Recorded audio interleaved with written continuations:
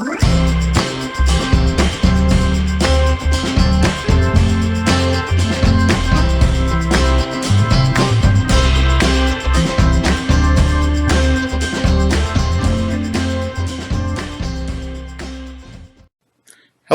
and welcome to the Gamer's Closet. I'm your host, Douglas Weed, and today we're going to be talking about Operation.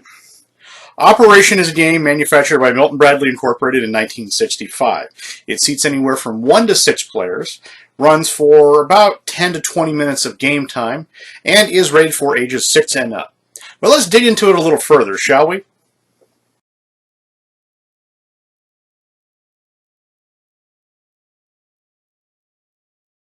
Okay, let's operate. Operate. Where's the dog? It's Operation, the Wacky Doctor's game where you're the wacky doctor. Batteries not included. You blew it.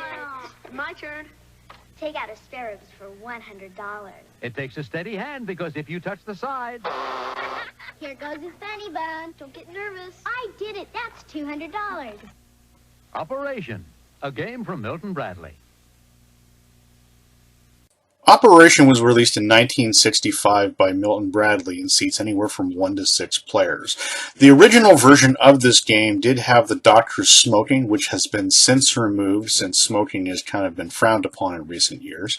The game has been released in multiple editions and has had multiple variations over the years. The variations include the Operation Doctor Who game, Operation Nightmare Before Christmas, Operation Minions, Operation Aflac, the insurance company, and has also had a different variation called Dino Extractor, which plays the exact same way except with dinosaur bones. This game has been released in multiple languages. It has been released in the United States and Canada, and it's also been released in German, French, Italian, and Brazilian. The original version of this game came with multiple pieces. It came with a set of instructions, 24 medical cards, a stack of play money, came with 12 individual cavity pieces where more were added later. It came with a plastic board and a set of medical tweezers. You will need a set of double D batteries to play this game, which are sold separately. Please note, if the nose does not light, lift off the red nose cap and tighten the bulb. To replace a burned out or broken bulb, use only a 14 amp 2.5 volt screw-in bulb, which is a flashlight style light bulb.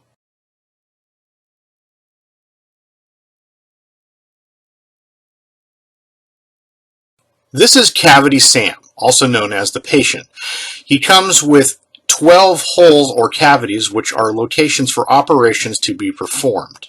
Later editions did add additional holes or cavities to perform additional operations, including the brain freeze, which is pictured here up at the top, and arrow points from each cavity to a picture of fun anatomy objects to be removed. To the right of Cavity Sam's head is a wire leading to surgical tweezers. The surgical tweezers are used in removing objects from cavities. Cavity Sam also has a red plastic nose which lights up with a buzzer. To activate the surgical tweezers, insert 2 D-cell flashlight batteries into the platform below. After the batteries are in place, test the action by touching the surgical tweezers to a metal edge of the cavity. It should make the nose light up and the buzzer sound. To set up this game, separate the 24 cards according to their backs into a pile of doctor cards and a pile of specialist cards.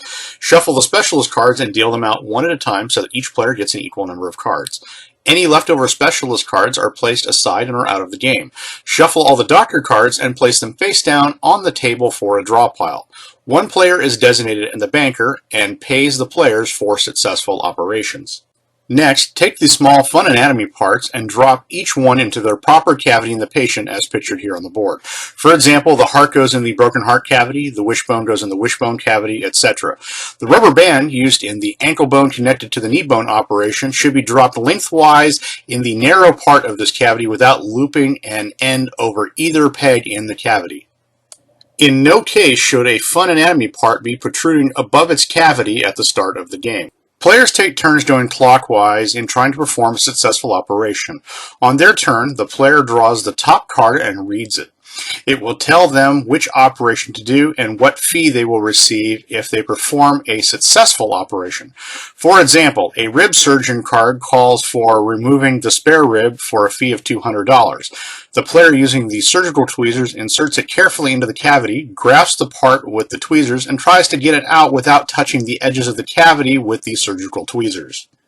The ankle bone connected to the knee bone operation requires the player to connect one loop of the rubber band to the tiny post at one end of the cavity, and stretching the rubber band, connect the other loop of the band over the other tiny post at the opposite end of the cavity. If the player removes the part completely, or connects the rubber band without sounding the buzzer or lighting the nose, it is a successful operation and the player gets their fee from the bank. The part is kept by the player, that doctor's card is now out of the game, and their turn ends. If during an operation the player touches the edge of the cavity causing the buzzer to sound or the nose to light, they are not successful. When this happens, the part is dropped back into the cavity and that player's turn ends. When a player has been unsuccessful at their operation, the specialist is called in to try their skill. The holder of the specialist card for the same operation is now allowed to try to remove the part, and if successful, gets the higher fee listed on the specialist card.